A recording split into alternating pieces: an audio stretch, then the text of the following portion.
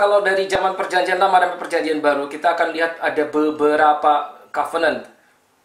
Nah, pertanyaannya adalah, what is covenant? Apa sih yang dimaksud dengan covenant?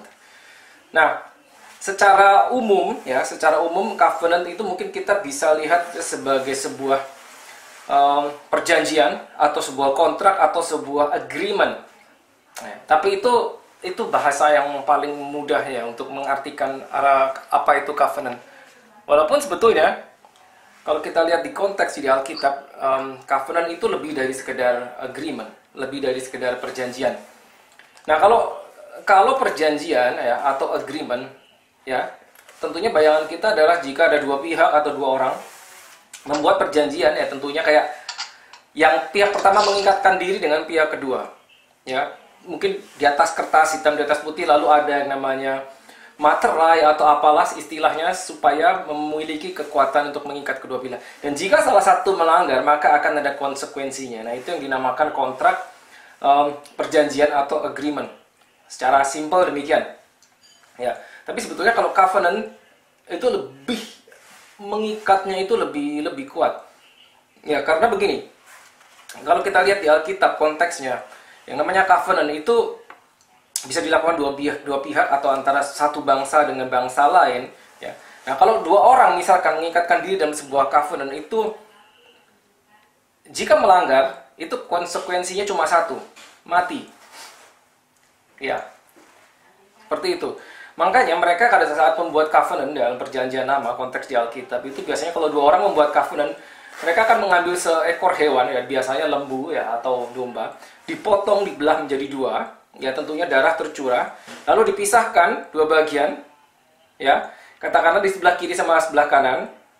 Lalu mereka, orang yang membuat covenant itu, yang membuat perjanjian, akan berjalan melalui dua potongan hewan tadi. Nah, itu adalah sebuah lambang bahwa jika salah satu melanggar, akan bernasib sama seperti hewan. Ya, berarti apa? Mati. Nah, gitu. Nah, di Alkitab kita banyak menjumpai covenant.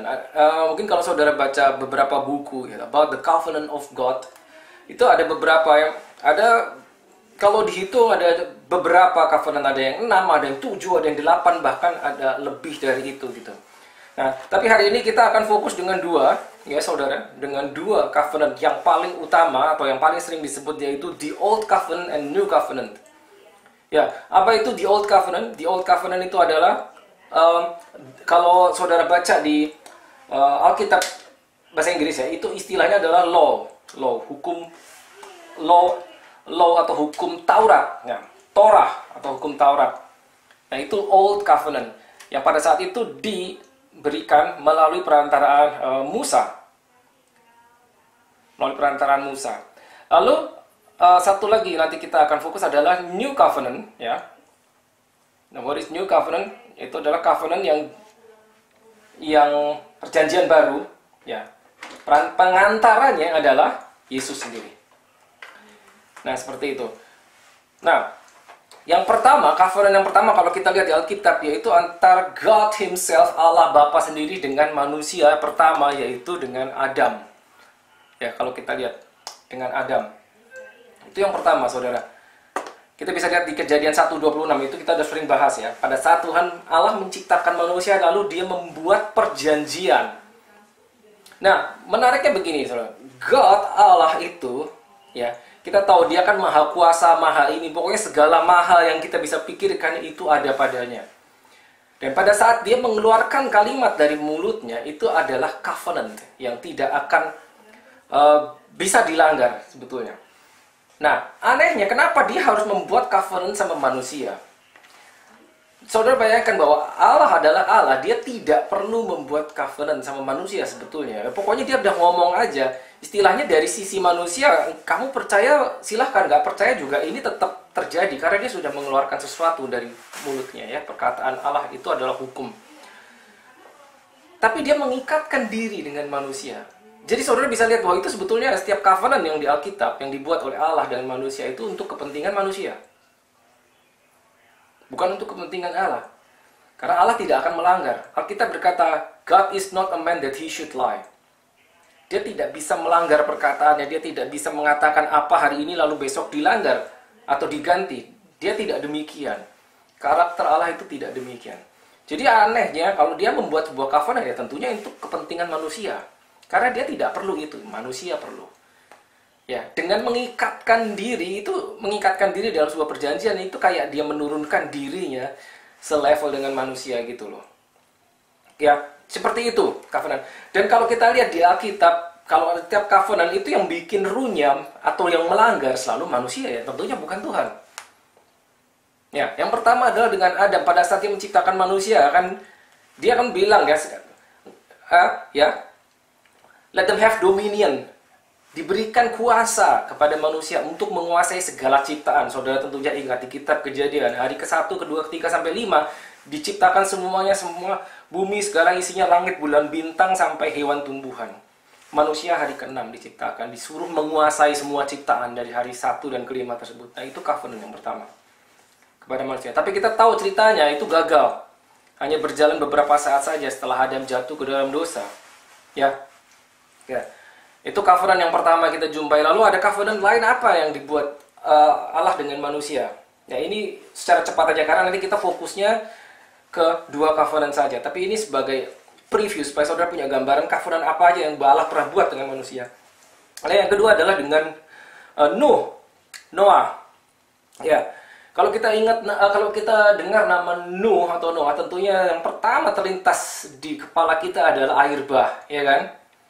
Ya kan, manusia di bumi itu dimusnahkan dengan air bah. Nah, tapi kalau saudara ingat, setelah selesai air bah, dalam arti bahtera Nuh itu sudah mendarat kembali di atas tanah yang kering, dan Nuh keluar dari bahtera, maka Allah membuat covenant, membuat perjanjian dengan si Nuh itu. Mari kita buka di Kejadian 8. Ya, boleh kita lihat.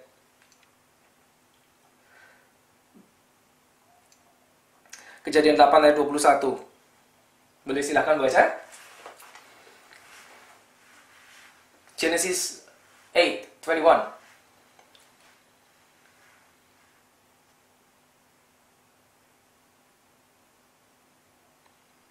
Okay, anyone please.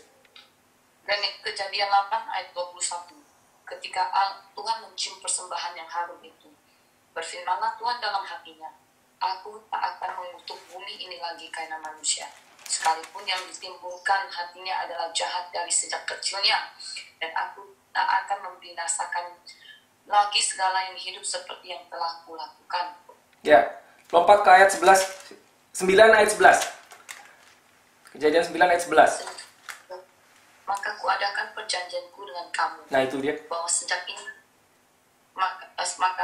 ini tidak ada yang hidup yang akan dilenyapkan oleh air bah lagi, dan tidak akan ada lagi air bah untuk memusnahkan bumi.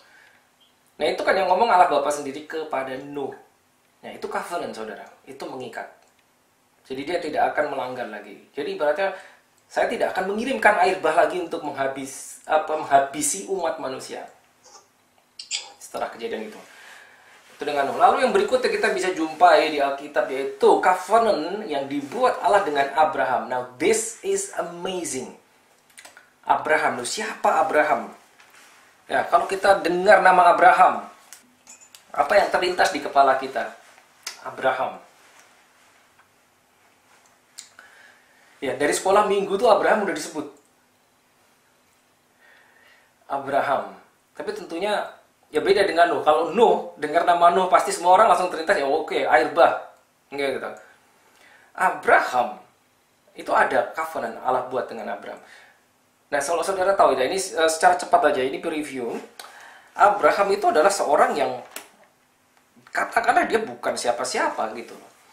Tapi suatu saat, zaman itu Allah ingin membuat sebuah bangsa. Ya tentunya kita tahu bangsa itu adalah bangsa Israel, bangsa pilihannya.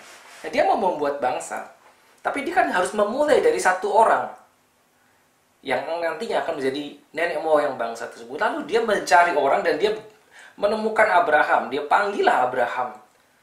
Abraham pada saat itu tinggal di Ur Kasdim, itu sebelah utara Arab. Kalau zaman sekarang, kalau saudara tahu Arab ya, negara Arab. Nah, itu sebagian utaranya, itu Ur, tanah Ur Kasdim. Itu Abraham di situ. Ya.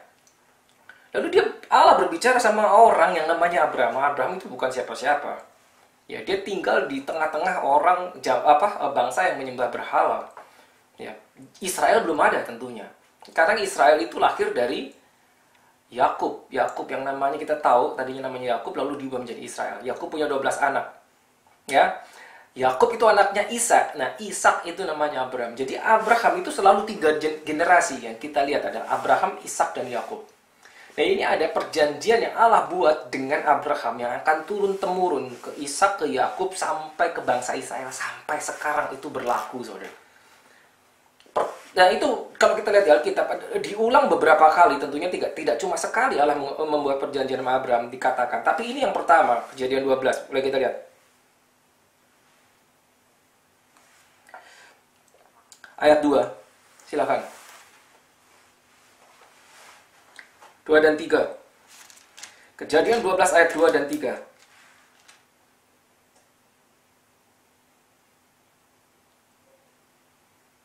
Aku akan membuat engkau menjadi bangsa yang besar, dan memberkati engkau serta membuat namamu masyhur, dan engkau akan menjadi berkat. Aku akan memberkati orang-orang yang memberkati engkau, dan mengutuk orang-orang yang mengutuk engkau. Dan olehmu semua kaum di muka bumi akan mendapat berkat. Nah, itu luar biasa. Itu Allah ngomong sama one single person, satu orang doang. Bayangkan, Saudara. Satu orang. Dia bilang, aku akan membuat sebuah bangsa daripadamu. Jadi engkau akan menurunkan banyak orang, karena itu orang itu akan jadi bangsa.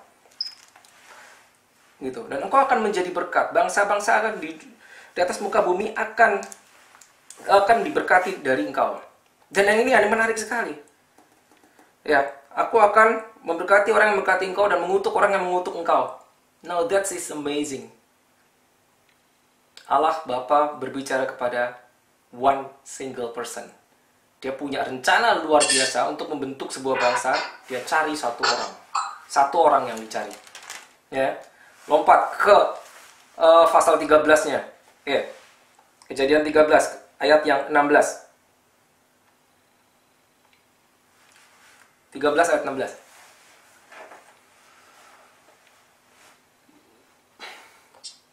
Ya, silakan. Dan aku akan menjadikan keturunanmu seperti debu tanah banyaknya, sehingga jika seandainya ada yang dapat menghitung debu tanah, keturunanmu pun akan dapat dihitung juga. Ya, itu dia. Keturunannya akan banyak sekali.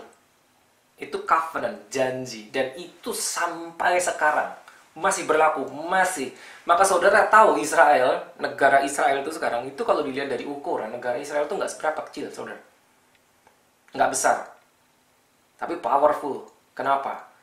Karena ribuan tahun yang lalu, Allah pencipta langit dan bumi pernah membuat perjanjian, membuat covenant dengan Abraham. Dan itu dipegang terus sampai sekarang. Sampai sekarang. Gitu loh. Siapa yang memberkati Israel akan diberkati. Percaya nggak percaya itu yang mengatakan pencipta langit dan bumi. So, itu terjadi. Pasti terjadi dan akan terus terjadi. Nggak pernah dibatalkan janji ini. Gitu. Nah, kita tahu ceritanya di tengah-tengah jalan, ya, anak yang dijanjikan itu kan nggak muncul-muncul toh, ya kita tahu anaknya itu Ishak suatu saat lahir juga pada saat Abraham umur 100. Tapi Abraham harus menunggu 25 tahun. Bayangkan, untuk anak perjanjian itu muncul. Dan di tengah-tengah masa penantian, sebetulnya kalau kita bisa lihat Abraham tuh sebetulnya messed up. Dengan kata lain apa? Dia membuat rencana sendiri di luar rencana Allah. Ya, kita tahu ceritanya ya. Kita tahu ceritanya. Sehingga lahirlah seorang anak yang namanya Ismail. Itu tidak ada di rencananya sebetulnya. Ya, anak perjanjian tuh Ishak. Saudara boleh baca kitab Kejadian. Bukan Ismail. Karena Ismail itu lahir karena rencana manusia, bukan rencana Allah. Yang direncanakan Allah itu Ishak. Tapi karena Allah sudah terlanjur ngomong keturunanmu, ya, itu akan diberkati, maka keturunannya Abraham yang dari Ismail juga diberkati.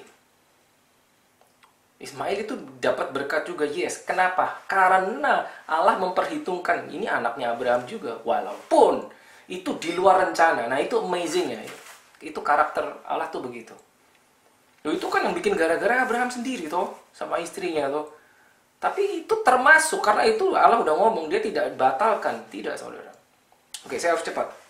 Ya, itu dengan Abraham, dan itu dipegang terus sampai keturunannya, Ishak sampai keturunannya Yakub, sampai jadilah sebuah bangsa yang namanya Israel. Nah, kalau kita baca Alkitab, ya, most of the time God was dealing with a nation, one single nation only, Israel. Sampai zaman Yesus masih. Sampai akhirnya Israel menolak Mesias, menolak Yesus, maka keselamatan menjadi milik bangsa-bangsa lain. Gitu. Itu gara-gara Israel menolak. Oke, next. Ya, itu dengan Abraham. Lalu apa perjanjian berikutnya? Nah, ini yang penting sekali saudara, yaitu dengan manusia juga, dengan Israel kali ini. Israel sudah lahir, bangsa Israel sudah ada. Ya. Kita tahu bangsa Israel ada dalam perbudakan Mesir, ya kan? Selama 430 tahun. Berapa generasi? Bayangkan saudara, kalau satu generasi kurang lebih 40 tahun ya, 430 tahun tuh lebih. 10 generasi lebih. Ya. Sampai akhirnya keluar dari Mesir kan, kita tahu 40 tahun di padang gurun. Dalam perjalanan menuju tanah perjanjian, Allah membuat lagi perjanjian atau covenant dengan Israel dengan perantaran siapa? Musa. Nah, itu ada di Exodus 20. Oke, Exodus 20. Nah, nanti kita akan fokus di situ salah satunya. Tapi ini secara cepat dulu. Exodus 20. Kalau saudara baca Exodus 20, ya, nggak usah dibaca semua. Ya, nanti kalau saudara silakan ada waktu baca Exodus 20 itu dari 2. Ya. Dari 2 sampai 17. Exodus 20 dari verse 2 up to 17. Nah, itu yang kita kenal dari zaman sekolah minggu yang diajarkan dengan istilah 10 perintah Allah. Ya, pasti pernah tahu ya. 10 perintah Allah. Nah, itu yang sering disebut sebagai Taurat. Nah, tentunya hukum Taurat itu banyak sekali, karena itu seperti undang-undang sebuah bangsa. Sebuah bangsa berdiri itu ada rules-nya, ada undang-undangnya, ada peraturan-peraturannya. Banyak sekali ratusan tentunya. Tapi, ya kalau kita lihat, yang namanya 10 perintah Allah itu adalah yang ditulis di atas 2 loh batu yang dibawa Musa turun dari Gunung Sinai. Dia bawa 2 loh batu tertulis hukum Taurat. Itu cuma 10 itu. Ya. Nomor 1 tentunya saudara ingat ya. Jangan menyembah berhala. Jangan ada padamu Allah lain. Ya tentunya lainnya macam-macam. Jangan membunuh ada di situ. Jangan mencuri ada di situ. Hormatilah ayah ibumu, kuduskanlah hari Sabat ya. Jangan berzina, segala ada semua di situ. 10. Cuma 10. Ya, oke kita lanjut dulu. Nanti kita kembali ke situ. Karena itu salah satu fokus kita hari ini. Alright. Next-nya adalah Allah membuat perjanjian juga atau covenant juga dengan seorang raja Israel. Bukan raja yang pertama, raja yang kedua. Yaitu siapa saudara? David. Yes, good. David. Apa yang dibuat perjanjian dengan David? Nah, ini menarik sekali. Mari kita pergi ke 2 Samuel 7. 2 Samuel 7. 2 Samuel 7 ayatnya yang ke-10.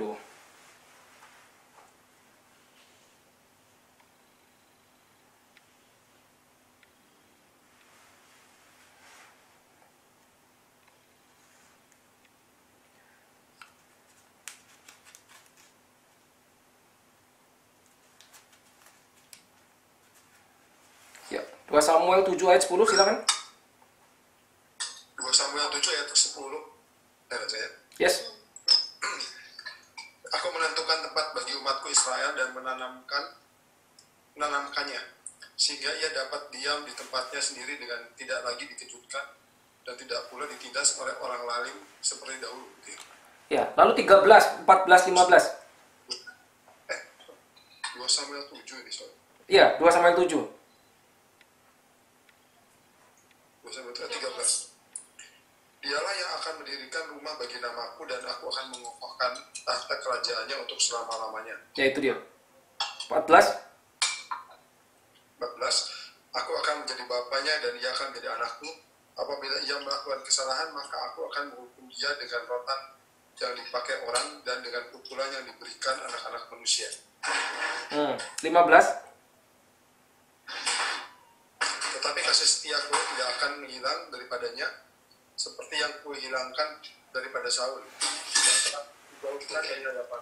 Ya, yang tadi yang ayat 10-nya ya, 2 Samuel 7 ayat 10-nya dia bilang, I will appoint a place for my people Israel. Ya. Dan ini menarik sekali karena kalau saudara baca yang 13, I will establish the throne of his kingdom forever. Ya, keturunan Daud. I will establish his throne of the kingdom forever. Forever, garis bawahi kata forever, selamanya. Nah, kita tahu penerusnya Daud itu Salomo. Tapi kita tahu juga ceritanya, entah ya, saudara pernah baca kalau kisah Salomo. Salomo itu jatuh ke dalam penyembahan berhala. Yang mengakibatkan bangsa Israel saat itu terpecah menjadi 2. Ya, hukumannya seperti itu. Dipecah. Setelah Salomo, bangsa Israel kepecah menjadi 2. Menjadi apa? Israel dan Yehuda. 2. Israel dan Yehuda, utara dan selatan. Udah gitu nggak akur lagi, utara sama selatan. Ya, itu setelah Salomo. Ya, padahal di sini bilang dikatakan forever tadi kan, establish his throne forever. Tapi kita tahu ceritanya kalau saudara pelajari kitab raja-raja, 2 kerajaan yang telah pecah tadi, utara sama selatan, Israel dan Yehuda, itu sampai satu titik habis. Maksudnya begini, yang utara itu jatuh ke tangan bangsa lain, ya, Assyria. Yang selatan jatuh ke Babilonia. Zaman Daniel. Habis. Jadi ada ternyata dalam sejarah itu bangsa Israel pernah sampai hampir hilang dari atas peta. Hampir hilang, hampir habis. Orangnya tinggal dikit banget. Dibuang. Terpencar kemana-mana. Nah, balik lagi, bangsa Israel balik lagi menjadi sebuah negara, sebuah bangsa. Tahu nggak kapan? Itu baru 1948 Israel merdeka. Kebayang nggak, saudara? 1948, Indonesia aja merdeka tahun 45. Ini Israel 48. Setelah ribuan tahun ini terpecah habis. Balik lagi baru 1948 sampai sekarang. Makanya, nah ini tadi padahal janjinya bilang bahwa I will establish his throne forever, the throne of his kingdom. Nah, gimana? Itu kan habis. Makanya tiba-tiba suatu saat muncul seorang raja yang keturunan Daud, yang kerajaannya tidak pernah akan habis. Yaitu siapa raja itu? Yesus. Makanya di perjanjian kita tahu, di perjanjian baru kita tahu Yesus dibilang anak Daud. Betul kan? Saudara baca perjanjian baru kan bilang gini. Dia akan duduk di atas tahta Daud. Jesus disebut the son of David, anak Daud. Kenapa bukan the son of Moses? Bukan. The sons of Abraham? Bukan. The sons of Noah? Bukan. The son of David. Anak Daud. Ya, janjinya. Oke. Nah, lalu ada covenant lain yang disebut the new covenant atau the covenant of grace. Nah, kita akan fokus di 2 ini, the covenant of grace, ya, the new covenant ini, sama nanti yang the old covenant atau Torah, hukum Taurat. Nah, ada di mana itu? Kita lihat Ibrani 8. Ibrani 8 ayat 10. Yes. Maka inilah perjanjian yang kuadakan dengan kaum Israel sesudah waktu itu. Demikianlah firman Tuhan. Aku akan menaruh hukumku dalam akal budi mereka dan menuliskannya dalam hati mereka. Maka aku akan menjadi Allah mereka dan mereka akan menjadi umatku. 11. Dan mereka tidak akan mengajar lagi sesama warganya atau sesama saudaranya dengan mengatakan kenallah Tuhan, sebab mereka semua besar kecil akan mengenal aku. 12 boleh. 12, sebab aku akan menaruh belas kasihan terhadap kesalahan mereka dan tidak lagi mengingat dosa-dosa mereka. Nah itu the new covenant. Aku akan menaruh hukumku di dalam hati mereka. Bagaimana bisa ditaruh di dalam hati? This is the new covenant. The old covenant waktu dibuat dengan Musa, hukum itu tidak ditaruh di dalam hati, ditulis di atas loh batu, di atas batu. Ini kok bisa hukum itu ditaruh di dalam hati? Makanya di dalam hati kita ditaruh the Spirit of God, Holy Spirit. Kalau nggak bisa ditaruh di dalam hati, saudara. Kita hanya dikasih sebuah peraturan tertulis yang harus kita taati dari kemampuan diri kita, dari daging kita, dari jiwa kita. Nggak bisa dari hati. Itu bedanya. Nah, kita akan fokus belajar antara yang dua ini, the old sama the new. Kalau disebut the old covenant, memang tadi semua perjanjian lama, yang perjanjian baru ini doang. Tapi kalau istilah the old covenant itu mainly mengacu kepada hukum Taurat. Yang mana? Yang tadi dibuat dengan Musa, dengan perantaraan Musa. Oke. The new covenant dengan perantaraan Yesus. Yang lama dengan perantaraan Musa, ya hukum Taurat. Nah, kita akan belajar begini. Nah, ya, karena kembali ke Musa, zaman Musa. Begini, saudara. Kita harus tahu kenapa kok diberikan 10 perintah Allah, hukum Taurat kepada bangsa Israel. Kita harus tahu kenapanya. Alasannya, mengapanya itu harus tahu. Ya, sehingga nanti pada saat kita masuk ke dalam the new covenant atau the covenant of grace, not the covenant of law, bukan Torah, but grace. Ya, kita akan tahu bedanya itu drastis sekali.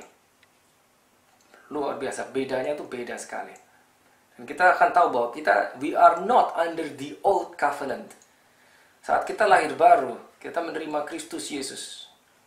Kita ada di dalam Yesus. We are not under the old covenant. Ya, kita akan tahu di situ. Makanya kita harus tahu kenapa pada saat itu dibuat perjanjian dengan bangsa Israel, ya, yang disebut hukum Taurat. Nah, begini. Setting latar belakangnya begini, saudara, ya. Kita tadi udah singgung sedikit, bangsa Israel mengalami perbudakan, diperbudak oleh Mesir selama 430 tahun. 10 generasi kurang lebih. Nah, saudara bisa bayangkan 10 generasi. Jadi pada saat bangsa itu dibebaskan dari Mesir, ya, dibawa keluar kan lewat gurun. Itu, saudara, itu jumlahnya jutaan orang. Ya, keluar bangsa itu. Bayangin itu bareng-bareng jalan kaki itu lebih dari 2 juta orang. Ya. Bayangkan, itu semua orang itu, sekian juta orang itu adalah semuanya orang yang lahir di Mesir. Ya. Jadi bangsa Israel berada di dalam perbudakan Mesir itu segitu lama. Jadi saudara bisa tahu, bisa dibayangkan bahwa mentalitas mereka itu adalah mentalitas Mesir. Ya, karena mereka semua lahir di Mesir. Ya, bayangin ya, di Mesir itu 430 tahun.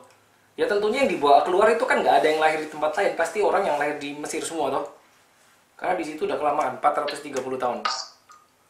Nah, mentalitas Mesir, mereka punya budaya Mesir, bukan budaya Israel. Orang Israel, tapi budayanya budaya Mesir.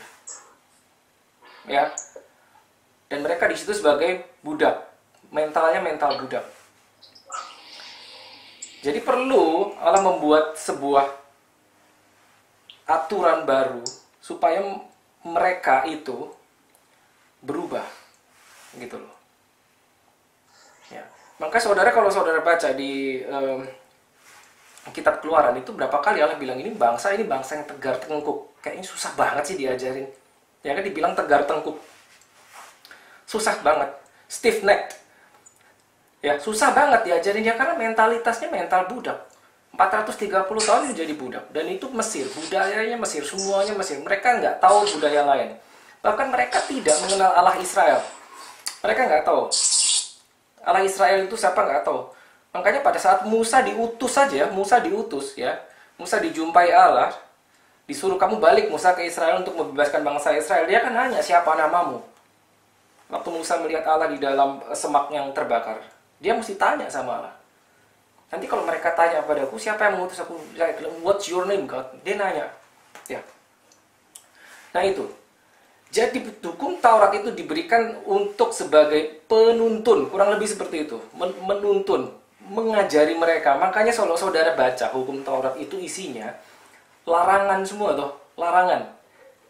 Jangan menyembah berhala, itu kan larangan. Ya. Perintah dan larangan isinya.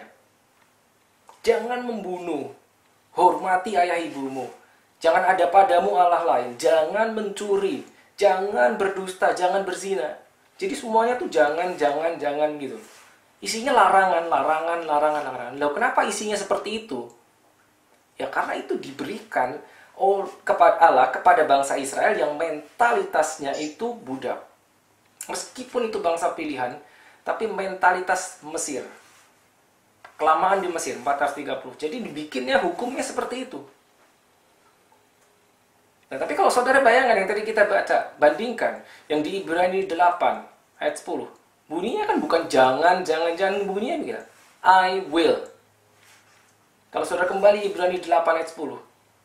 The covenant of grace itu bunyinya bukan lagi jangan, kamu jangan begini, kamu jangan ini, jangan lakukan ini. Tidak lagi seperti itu. Bunyinya apa?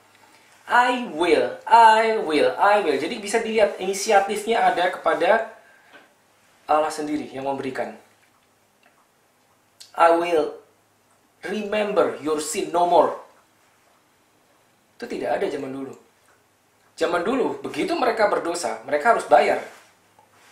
Bawa hewan untuk menebus dosa mereka sendiri. Itu di bawah hukum Taurat. Ya kan? Zaman dulu begitu. Tapi di sini, I will remember your sin no more. Beda sekali. I will put my covenant, ketetapanku aku akan taruh di dalam hatimu. Inisiatif dari mana? Dari Allah. Aku akan meletakkan, aku akan menaruh dalam hatimu ketetapan. Beda, saudara bisa lihat ya, bedanya ya. Ya. There is no grace. Zaman Musa, there is no grace. Nggak ada sama sekali. Salah, hukuman. Salah, kutukan. Melanggar, konsekuensinya harus ada. Nah, bayangkan saudara, itu diberikan begini. Kalau saudara ke Israel, saudara orang Israel itu banyak yang sekarang mereka masih berada di bawah hukum Taurat karena mereka belum percaya Yesus. Dalam arti begini, mereka masih menanti-nantikan yang namanya Mesias untuk datang. Padahal Mesias sudah datang kepada mereka 2000 tahun yang lalu. Tapi mereka tidak percaya. Kenapa? Karena Mesiasnya berbentuk tukang kayu. Mereka menantikan Mesias. Yang mereka harap Mesias inilah yang akan membebaskan mereka. Ini zaman Yesus ya. Bangsa Israel tuh tahu bahwa Mesias akan datang, tahu. Tapi begitu Mesiasnya datang, dia nggak percaya. Kenapa? Mesiasnya kok kayak gini? Karena Mesias yang diharapkan mereka adalah orang yang akan membebaskan mereka dari penjajahan Romawi. Ingat ya, Yesus hidup, Yesus lahir itu zaman Israel dijajah Romawi. Ada di dalam kekuasaan Romawi. Mereka tertekan saudara. Tiba-tiba ada seorang anak tukang kayu ngaku-ngaku Mesias. Nah, coba saudara bayangkan, kalau saudara jadi orang Israel zaman itu, percaya nggak tiba-tiba ada orang gitu loh.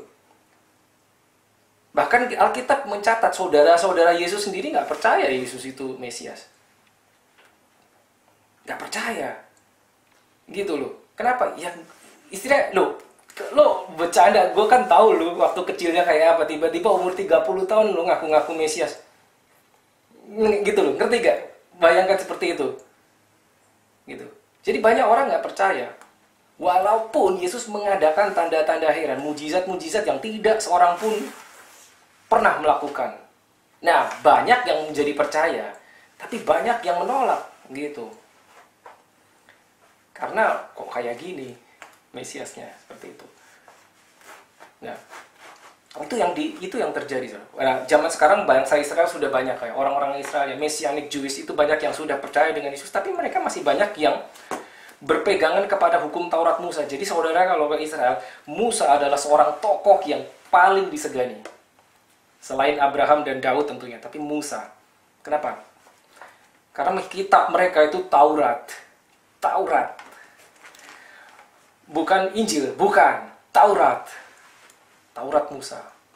Hafal mereka perjanjian lama karena wajib baca. Nah, itu yang terjadi.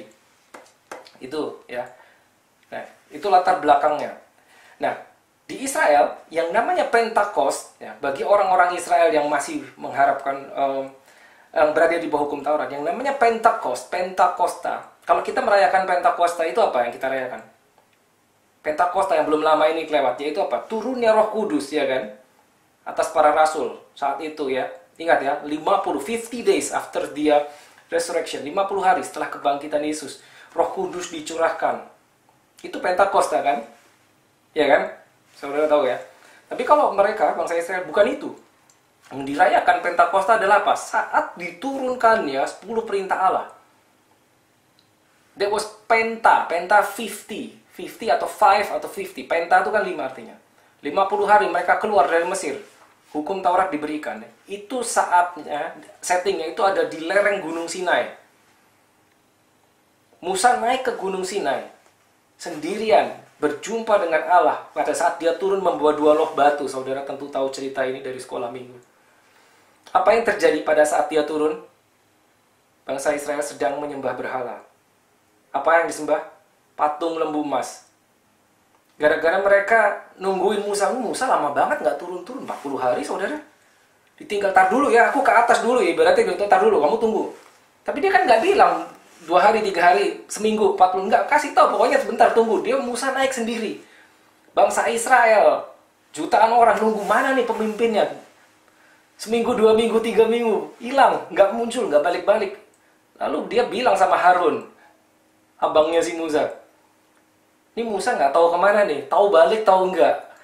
Dan memaksa Harun membuatkan Allah patung. Dan akhirnya apa? Dibuatlah patung lembu emas. Ya, ingat ya ceritanya. Dan itu disembah sebagai Allah. Begitu Musa turun, ya, marah besar. Tahu nggak saudara?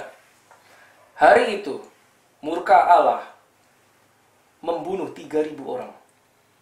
In one day, 3.000 orang mati langsung. Gara-gara Israel melanggar hukum yang pertama. Hukum Taurat yang pertama apa tadi? Jangan menyembah berhala. Jangan ada padamu Allah lain. Hari itu langsung dilanggar hukum yang pertama. 3.000 orang mati. Pada saat Pentakosta, perjanjian baru, Roh Kudus turun atas para rasul. Tahu kejadiannya, Petrus berkhotbah. 3.000 orang terima Yesus. 3.000 juga saudara. Tadi Pentakosta yang pertama, 3.000 orang mati. Nah, bisa dibayangkan kayak apa? Dan hukum Taurat itu cuma 10. Perintah Allah itu cuma 10. Dan ternyata selama ratusan tahun itu berjalan. Bangsa Israel ada di bawah hukum Taurat. Terus selama ratusan tahun. Sampai Yesus lahir itu masih berlaku, saudara. Masih berlaku. Ya, hukum Taurat itu berhenti setelah salib. Selama Yesus lahir, jalan di atas muka bumi itu masih berlaku. Ya. Makanya ahli Taurat, orang-orang Farisi menganggap Yesus ini melanggar hukum Taurat. Karena mengajarkan sesuatu yang baru. Nah, tahu saudara melanggar hukum Taurat, hukumannya mati. Makanya mereka bilang, nih Yesus harus mati. Karena dia melanggar hukum Taurat. Dan dia melakukan mujizat-mujizat itu hari Sabat. Salah satu hukum Taurat, salah satu 10 perintah apa? Kuduskan hari Sabat. Pada saat hari Sabat itu nggak boleh kerja kan saudara. Kalau saudara baca di kitab Deuteronomy, Ulangan itu ada, memang ada, jelas-jelas ada orang yang hanya keluar rumah mengumpulkan kayu bakar di hari Sabat. Itu mati saudara. Harus mati, harus mati. Bayangkan begitu ketatnya, begitu kalau tanda kutip itu sadis banget. Yes, seperti itu. Dan itu dialami bangsa Israel ratusan tahun, ratusan tahun. Ya, sampai kapan? Sampai datang Mesias, sampai Yesus. Jadi itu menjadi guide-nya mereka. Makanya aturannya apa? Jangan ini, jangan itu. Dilarang ini, dilarang itu, dilarang ini, dilarang itu. Ya. Nah sekarang sini, saya kasih ilustrasi saudara. Saudara kalau punya anak kecil katakanlah umur 3 tahun, 3 tahun, 4 tahun, anak kecil. Dan saudara kebetulan tinggal di rumah saudara itu pinggir jalan besar. Depan rumah saudara itu jalan banyak kendaraan lalu lalang. Ya kan? Dekat sekali dengan rumah saudara. Ini saudara punya anak kecil. Nah, si anak ini, anak kecil namanya juga kan, ya. Kalau pintu rumah kebuka, dia suka keluar sendiri. Nanti tiba-tiba kan saudara mikir, nih gimana nih, bahaya nih. Anak ini kan belum tahu kalau dia tiba-tiba nyelonong ke jalan itu sangat bahaya. Ya, nangkep ya maksudnya. Maka untuk mencegahnya,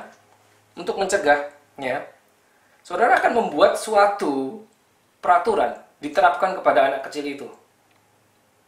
Contohnya seperti ini. Kalau kamu ke jalan, kamu keluar pintu ini tanpa izin mama, aku akan memberimu hukuman.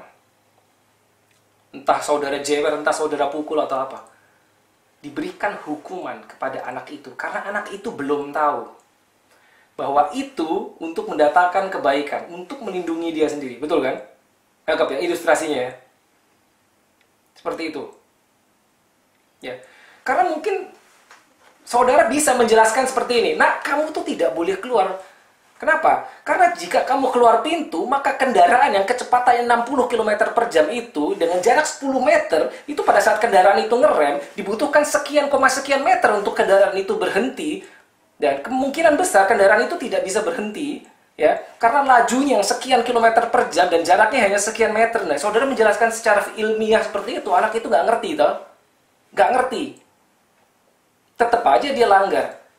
Tapi dia ngertinya apa? Pokoknya kalau kamu keluar saya jewer. Dia tahu itu. Dan dia menjadi taat karena takut terhadap hukuman. Nah itu seperti itu ilustrasinya. Gitu loh. Diberikan kepada bangsa Israel. Ini orang ini budak-budak, sekian juta budak baru keluar dari Mesir. Makanya aturannya begitu. Jangan ini, jangan begini, jangan begini. Jangan. Ketat sekali. Harus ada hukuman. Gitu. Nah, setelah anak itu besar, setelah anak saudara besar, maka pada saat dia keluar rumah, dia mau nyebrang jalan, dia akan nengok kiri, nengok kanan dulu. Bukan karena takut dijewer mamanya, toh? Bukan. Kenapa? Karena dia sudah tahu bahwa kalau dia nyelonong itu bahaya. Dia sudah bisa bertindak bijaksana karena dia sudah ada pengertian.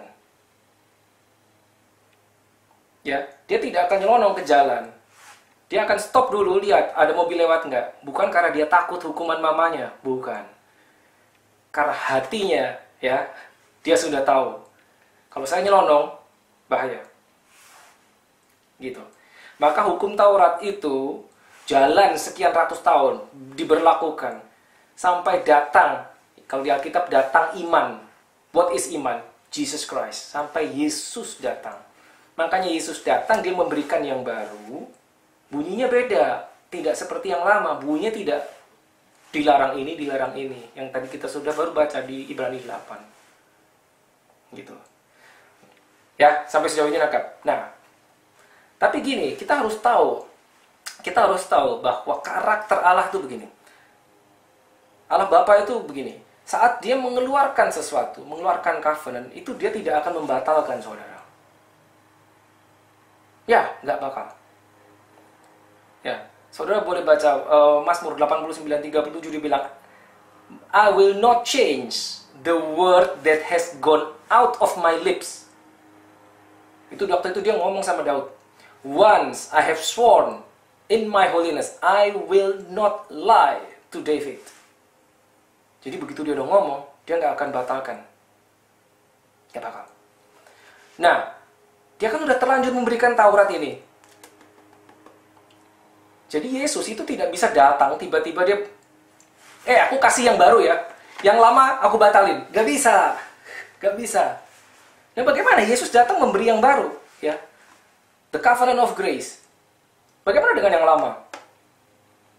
Dihapus? Gak bisa, saudara. Gak bisa dihapus. Gak bisa.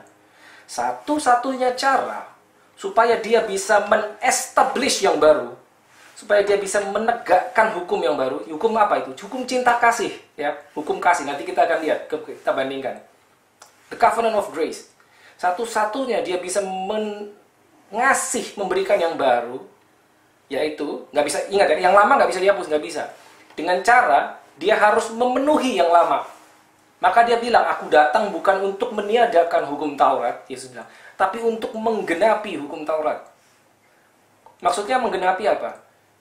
Ya, hukum Taurat itu terus akan berlangsung karena tidak satu pun orang Israel yang bisa menggenapi, cuma 10 biji itu. Ya, jangan ini, jangan itu kan cuma 10 jumlahnya tadi, 10 perintah Allah. Tapi tidak satu manusia pun berhasil melakukan perfect 10-10-nya. Ya, ini komposit. Kita melanggar satu, kita bersalah terhadap semuanya. Begitu sistemnya. Tidak ada satu manusia pun. Karena dibutuhkan seorang manusia yang sempurna. Sempurna. Yang bisa menggenapi 10-nya. Tanpa cacat. Makanya harus datang ke atas bumi seorang manusia yang sempurna. Tanpa dosa. Tapi 100% manusia. Yaitu siapa? Yesus. Nah, begitu ada satu orang manusia yang berhasil menggenapi 10-10-nya, maka si manusia tersebut bisa mengestablish yang baru. Nangkap saudara? Jadi tidak dihapus sama Yesus, tidak. Dipenuhi, digenapi. Gitu. Ya, saya harap saudara nangkap ya. Ya, jadi di bawah hukum Taurat tidak ada grace. Tidak ada. Salah harus ada hukuman. Salah harus ada konsekuensi, harus ada. Nah, selama gini, begitu Allah menetapkan sebuah covenant, ya, covenant itu mengikat manusia dan mengikat Allah sendiri. Karena itu keluar dari mulut dia, termasuk dia sendiri, Allah sendiri terikat. Jadi kalau saudara baca, ya, zaman itu, terutama zaman bangsa Israel di padang gurun, itu manusia mati itu udah kayak nggak ada artinya. Sekali mati itu nggak 1-2 orang, mati sekian ribu. Kenapa? Kutuk, mati. Suatu saat pernah kan ada yang mati dipagut ular sekian ribu orang. Ya kan? Mereka melanggar, mati sekian ribu. Mati kena tulas sekian ribu mati. Mati itu sekian ribu, lu bayangin. Kalau dipikir ini sadis sekali. Bukan sadis, tapi karena sudah ditetapkan, maka itu terpaksa, saya pakai tanda kutip, terpaksa harus dijalankan. Gitu. Ilustrasi begini. Saudara tahu colokan listrik ya? Colokan listrik. Ya. Kalau saudara masukkan jari saudara sentuh itu ke setrum. Misalkan ada orang memasukkan logam ke situ, ke setrum, terus orang itu mati karena kesetrum. Itu bukan berarti orang itu dibunuh oleh perusahaan listrik. Kenapa? Karena dia melanggar hukum fisika, ibaratnya seperti itu. Tidak perlu dibunuh, dia mati sendiri karena dia melanggar ketetapan. Nangkap ya? Contoh lain, hukum gravitasi. Hukum gravitasi itu diciptakan untuk kebaikan manusia sehingga kita bisa berjejak di atas muka bumi ini.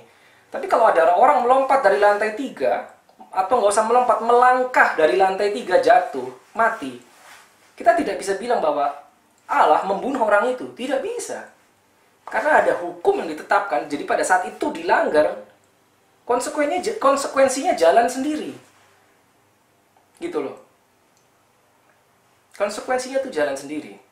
Memang kalau kita lihat di Alkitab, ada beberapa kali seakan-akan Allah itu mensuspend, kayak menyetop hukum alam hanya untuk kepentingan bangsa Israel. Contohnya, laut dibelah, Laut Merah dibelah, itu melanggar hukum alam. Ya, kenapa bisa begitu?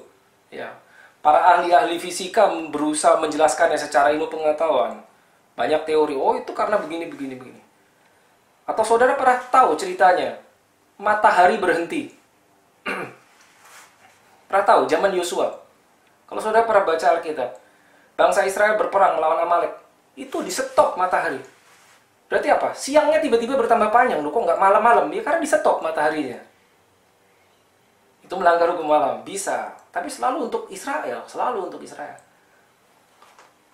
Lalu waktu berjalan mundur, matahari mundur. Pernah baca nggak? Itu ada di Alkitab, ada. Nah, itu hal-hal yang luar biasa. Nah, itu it's different case, beda kasus. Bentar, sorry. Yes, now, ya, nah itu gambaran bagaimana kehidupan di dalam hukum Taurat. Berat sekali.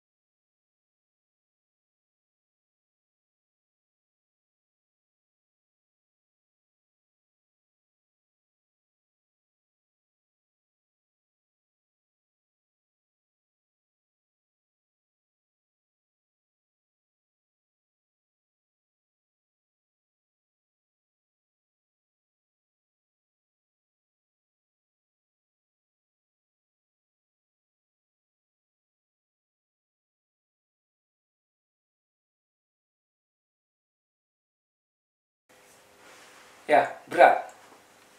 Ya, dikatakan tidak seorang pun bisa. Nah, sekarang kita ke perjanjian baru. Nah, Yesus datang. Dia mau meng-establish yang baru, mau menetapkan hukum yang baru, mengajarkan hukum kasih. Ya, dia harus memenuhi yang lama dulu. Dia penuhi, baru dia bisa kasih yang baru. Nah, itu ya, tadi kita udah bahas ya. Makanya dia bilang, aku datang bukan untuk meniadakan, tapi untuk menggenapi. Nah, saudara, ada cerita di Lukas 18. Coba kita lihat yuk. Lukas 18. Semua orang pernah dengar cerita ini. Lukas 18 ayat 18.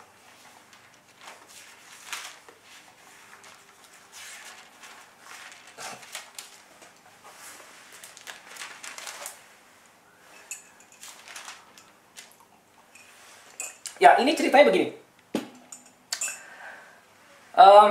Suatu hari Yesus jalan, ini zaman Yesus. Lalu ada seorang yang rich yang ruler, seorang muda yang kaya. Ya kan? Saudara tentu tahu cerita itu. Anak muda, seorang muda yang kaya, Lukas 18. Dan dia datang kepada Yesus, berkata gini, "Good teacher, guru yang baik, what shall I do to inherit eternal life?" Apa yang harus kau lakukan untuk bisa menerima hidup yang kekal? Ya kan? Apa jawab Yesus? Dikasih hukum Taurat sama Yesus. Yesus bilang, "You know the commandment, do not commit adultery, do not murder, ya, jangan membunuh, do not steal, do not bear false witness, honor your father and mother." Dikasih hukum Taurat sama Yesus. Anak muda ini sebetulnya udah tahu hukum Taurat, atau dia orang Israel, semua orang Israel tahu. Tapi anehnya apa jawaban si anak muda ini? And he said, All these things I have kept from my youth. Semua aku sudah genapi, sudah kulakukan. Semua garis bawahi kata semua. All these things. Jadi dia membanggakan dirinya. Oh, kalau yang itu saya sudah, Yesus. Gitu. Nah, karena dia datang membanggakan dirinya, yang itu saya sudah, maka Yesus bilang, satu lagi. There's one more. Apa itu? Jual segala harta milikmu.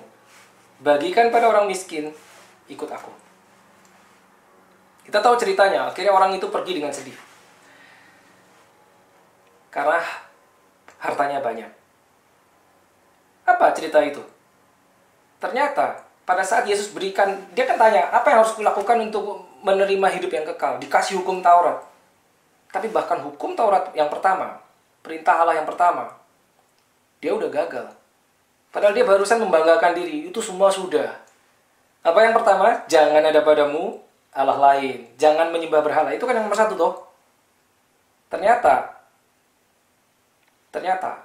berhala dia adalah harta dia. Harta dia itu berhala dia. Makanya di situ Yesus bilang, jual itu. Jual, bagian orang miskin, ikut aku. Gitu loh. Nah, hukum Taurat itu didesain seperti ini, saudara. Untuk membawa orang Israel itu kepada titik di mana mereka merasa mereka tidak mampu. Makanya memang begitu, nggak ada yang sanggup. Karena mereka merasa tidak mampu, maka mereka akan merasa membutuhkan juru selamat. Gitu loh. Juru selamatnya datang, Yesus. Jadi memang hukum Taurat itu didesain seperti itu. Membawa mereka, orang-orang Israel itu, istilahnya apa ya? Mentok. Nah, udah mentok nih, nggak bisa. Kenapa? Saya udah coba, gagal lagi tuh. Gagal lagi, kenapa? Melanggar lagi. Gak bisa. Makanya perlu apa? Perlu juru selamat. Itu. Supaya mereka nyadar bahwa, hey Israel, engkau butuh juru selamat. Ya, juru selamatnya datang, mereka nggak percaya. Itu yang terjadi, saudara. Gitu loh.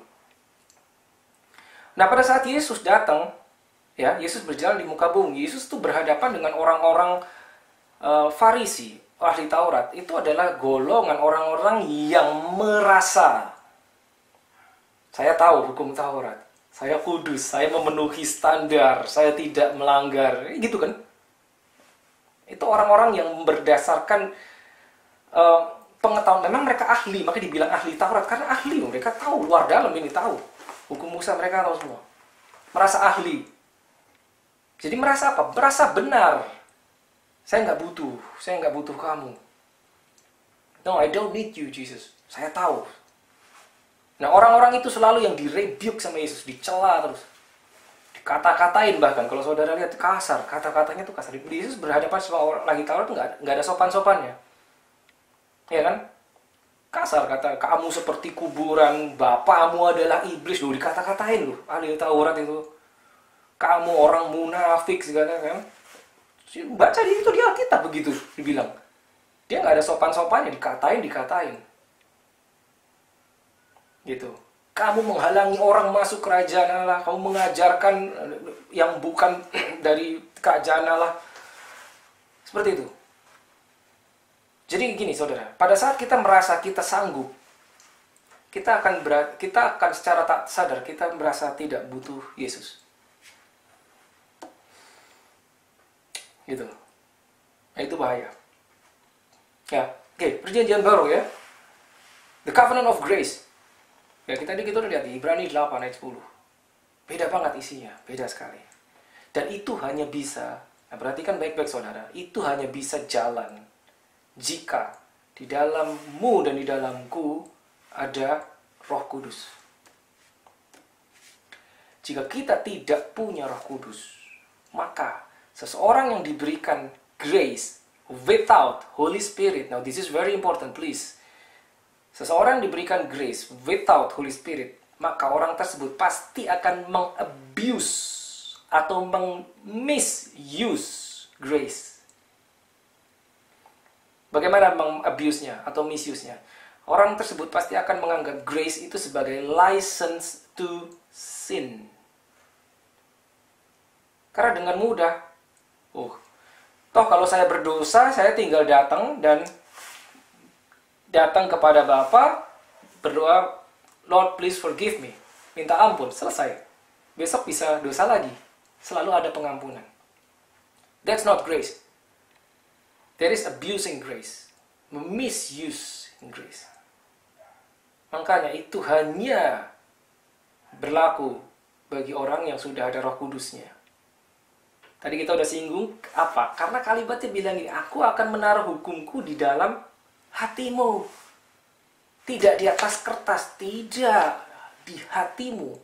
Jadi begitu grace itu diberikan, yang membuat kita bisa menerima grace itu adalah sesuatu dari dalam, bukan dari luar. Apa yang di dalam? Holy Spirit. Hanya Holy Spirit yang membuat kita bisa live under the grace. Because grace is too good to be true.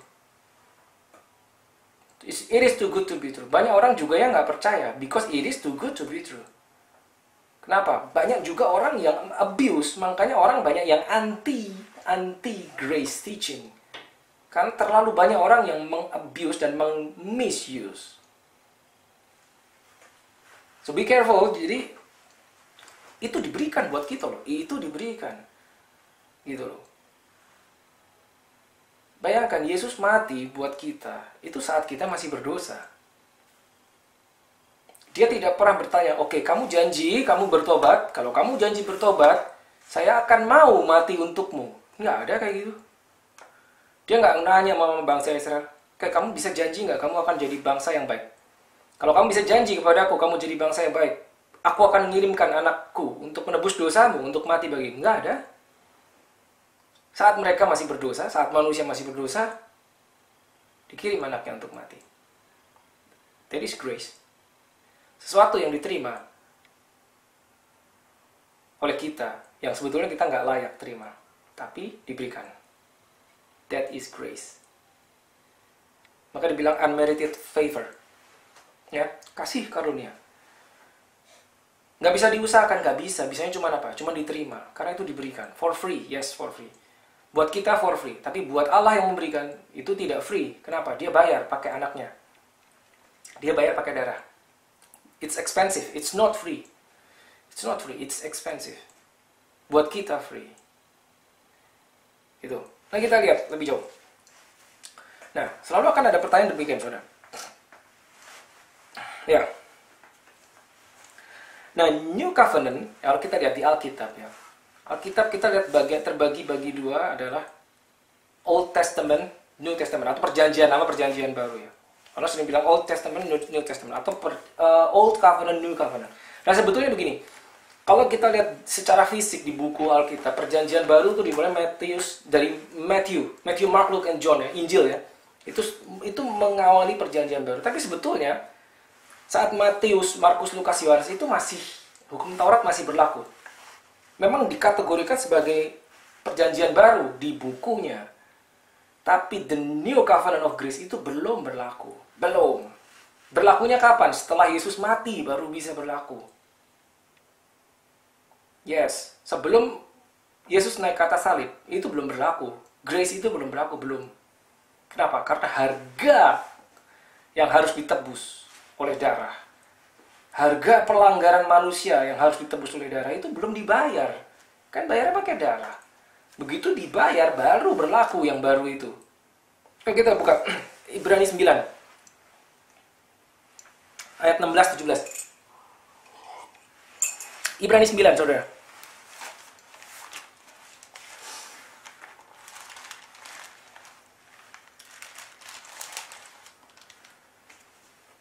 Ayat 16 dan 17.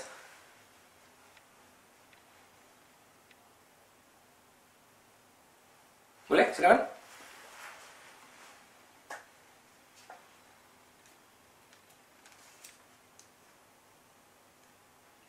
Ibrani 9 ayat 16 sampai 17. Yes. Sebab di mana ada wasiat, di situ harus diberitahukan tentang kematian pembuat wasiat itu. Karena suatu wasiat barulah sah kalau pembuat wasiat itu telah mati, sebab ia tidak berlaku selama pembuat wasiat itu masih hidup. Nah itu dia. Bahasa Indonesia wasiat. Kalau saudara buka King James itu apa? Testament. Testament. Testamentnya. Jadi testament itu baru berlaku, ya wasiat ya. Kalau di Indonesia wasiat. Kalau yang bikin udah mati. Jadi makanya tadi saya bilang, sebelum Yesus mati itu belum berlaku. Harus mati dulu yang bikin. Gitu. Ya, nangkap ya? Sangat umum. Ya. Nah, sekarang apa sih isi? Jadi gini loh, Yesus tuh datang mengajarkan hukum yang baru. Bukan hukum Taurat. Dia datang berjalan di muka bumi. Mengajarkan hukum yang baru kan. Tadi kita udah bahas ya. Yang dianggap oleh ahli Taurat itu melanggar hukum yang lama. Nah, sementara hukum yang lama tadi ya, lihat ya, hukum yang lama itu kan 10 tadi ya, 10 perintah Allah. Itu sudah cukup berat. Berat banget. Kenapa? Kita tahu itu nggak ada orang yang bisa berhasil 10-10-nya. Tapi sama Yesus, nggak diturunin saudara standarnya. Tapi justru dinaikin. Dinaikin loh standarnya. Dinaikin. Lo tahu dari mana? Kalau saudara baca Matius 5. Matius 5 itu isinya khotbah di atas bukit, ya. Tahu tuh tentunya cerita itu. Khotbah di atas bukit itu adalah itu adalah khotbah Yesus yang paling panjang yang pernah direkam di Alkitab. Panjang sekali. Saudara kalau baca Matius 5, 6, 7 itu isinya khotbah di atas bukit. Itu Yesus mengajarkan kepada orang-orang Israel sesuatu yang baru. Dan itu seperti hukum Taurat yang udah segini tadi berat, itu dinaikin sama dia standarnya. Nggak diturunin loh, dinaikin. Saya kasih contoh. Hukum Taurat bilang jangan mencuri. Kalau Yesus bilang apa? Kamu harus memberi.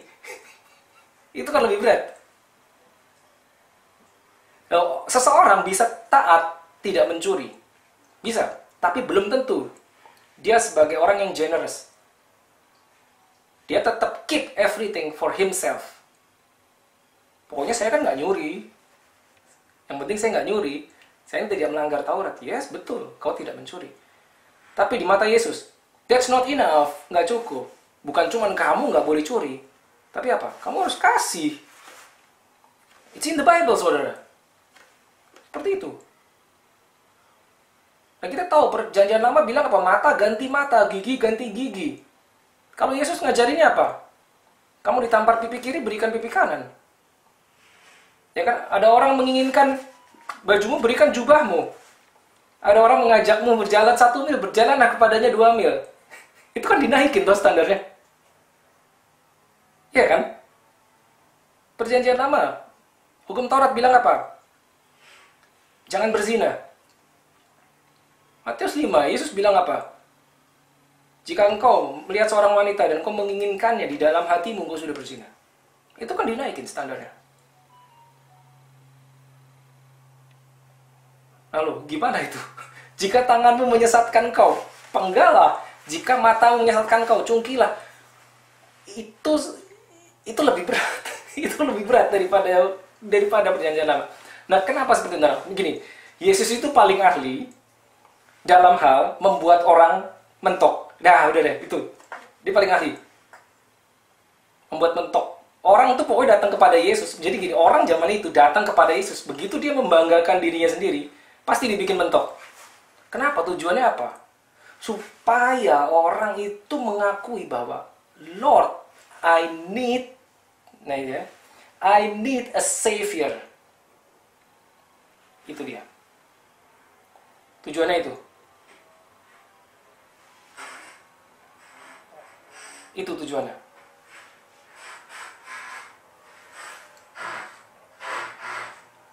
Savior.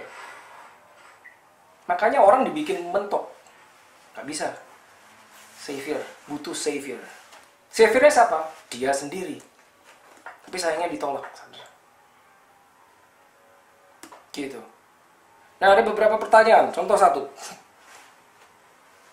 Apakah kita masih ada di bawah hukum Taurat? Ya.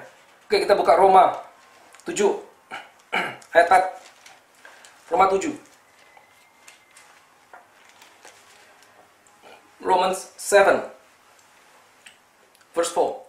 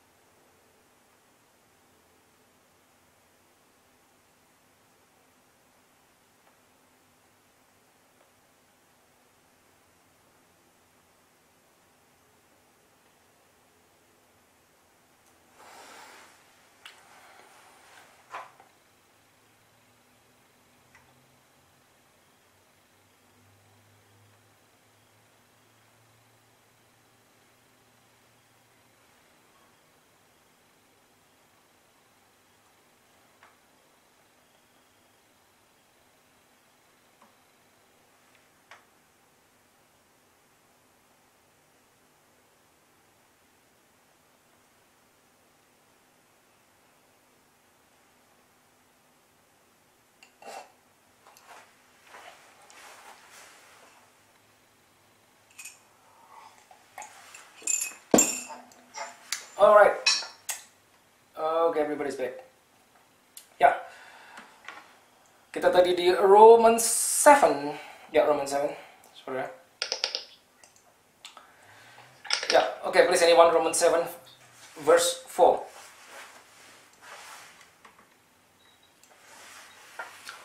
Roma 7 ayat 4. Aku bacain ya. Yes, boleh.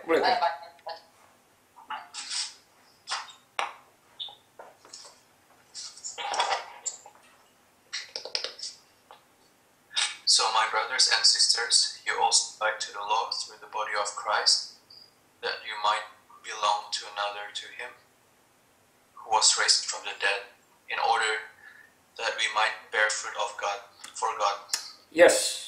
Nah, garis bawahi perkataan dead to the law. Mati terhadap hukum Taurat. Ya. Mati terhadap hukum Taurat. Nah, karena sering orang bertanya juga, oh, kita masih ada di bawah hukum Taurat ya? Ayat itu berkata, kita harusnya mati terhadap hukum Taurat. Oke, satu lagi, Roma 6:14. Mundur beberapa. Roma 6:14, ya ini saudara mungkin sering dengar. Roma 6:14.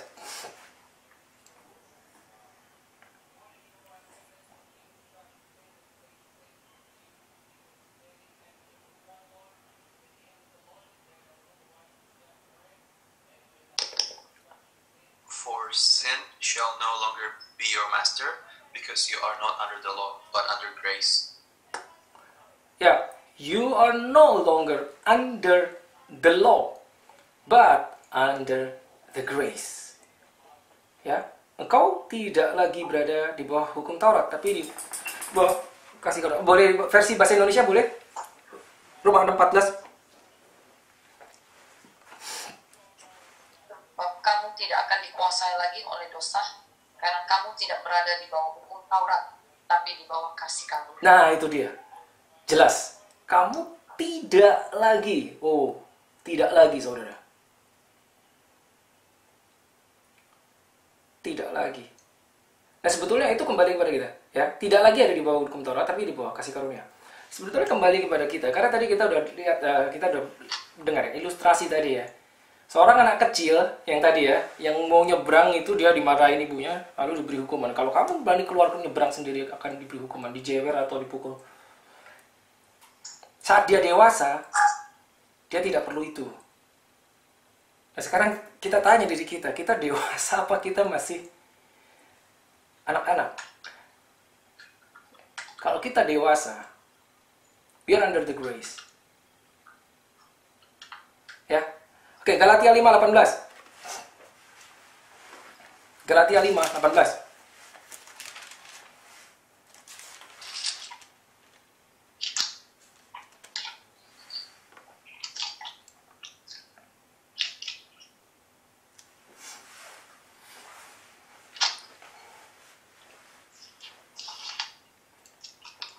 Tetapi jikalau kamu memberi dirimu dipimpin oleh Roh, maka kamu tidak hidup di bawah hukum Taurat. Ya, itu dia. Kalimat terakhir ya. Ya, jika kamu memberi dirimu dipimpin Roh, maka kamu tidak bawa hukum Taurat. Ya. Jadi tadi kita udah lihat ya, bahwa kita sebetulnya tidak bawa hukum Taurat, tapi ada syaratnya. Ini dia.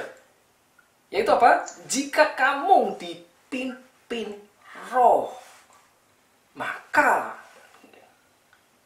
berarti itu kan bersyarat toh. Jika kamu dipimpin Roh, maka kamu tidak berarti di bawah hukum Taurat ya. Jika kamu dipimpin Roh, tapi what is that? Dipimpin Roh, led by Spirit. Tadi kita udah bahas sebetulnya. Led by Spirit, kita bukan bicara ditarik, enggak. The Spirit is inside of you, di dalam. Karena leadingnya, pimpinannya tuh nggak dari luar lagi, dari dalam, saudara. Itu yang sering kita salah. Dari dalam. Nah, kayak tadi, ya, Ibrani 8:10 kan dibilang apa? Aku akan menaruh hukumku, ketetapanku di dalam hatimu. Now that is impossible. Nggak bisa ditaruh gimana? Ditaruh di dalam caranya. Ditaruh di luar bisa, ditaruh di kertas, dibaca, ditulis di batu, seperti zaman Musa bisa. Tapi ditaruh di dalam, nggak bisa. Kecuali ada Roh Kudus. Karena Roh Kudusnya itu nanti yang akan mengingatkan, yang mengajari segala sesuatu. Roh Kudus itu mengajari segala sesuatu, saudara. Mengajari segala sesuatu. Ya, saudara boleh baca di Yohanes 14:26. Yohanes 15:26. Ya, dan ini ayat bilang, jika kamu dipimpin Roh, ya kan? Gitu ya, tadi 5:18 ya. If you are led by the Spirit, you are not under the law. Tapi ada apa? If. Nah, itu kita yang tahu. So are we led by the Spirit or not? No, we don't know. Kamu yang tahu. Saya mungkin nggak tahu gimana saudara. Saudara tahu. Tuhan tahu.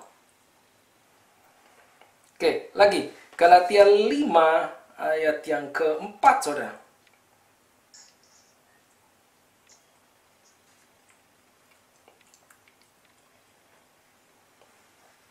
Galatia 5 ayat 4. Beberapa ayat di atasnya itu.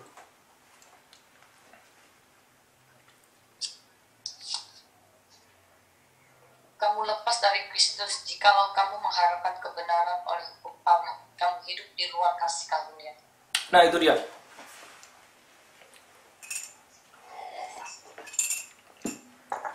Lepas dari Kristus. Ini menarik kalimatnya deh. Kamu lepas dari Kristus. Dulu bilang. Lepas dari Kristus. Jika mengharapkan kebenaran oleh hukum Taurat. Berarti apa? You are fallen from grace. Nah ini gini, kita harus bisa mengerti artinya, baik. Jika kita mengharapkan kebenaran oleh hukum Taurat. Nah, begini saudara. Hukum Taurat itu kudus. Kudus. Karena apa? Diberikan oleh Yang Maha Kudus, ingat, melalui Musa. Hukum Taurat itu baik. Tapi hukum Taurat itu baik, tetapi dia tidak bisa membuatmu jadi baik. Maksudnya gini, dia tidak punya kuasa untuk membuatmu jadi baik. Hukum Taurat itu kudus, tapi dia tidak bisa membuatmu jadi kudus. Gitu. Makanya itu isinya cuma larangan. Larangan itu belum tentu bisa membuat manusia melakukan sebaliknya. Anggap. Tadi kita udah bahas.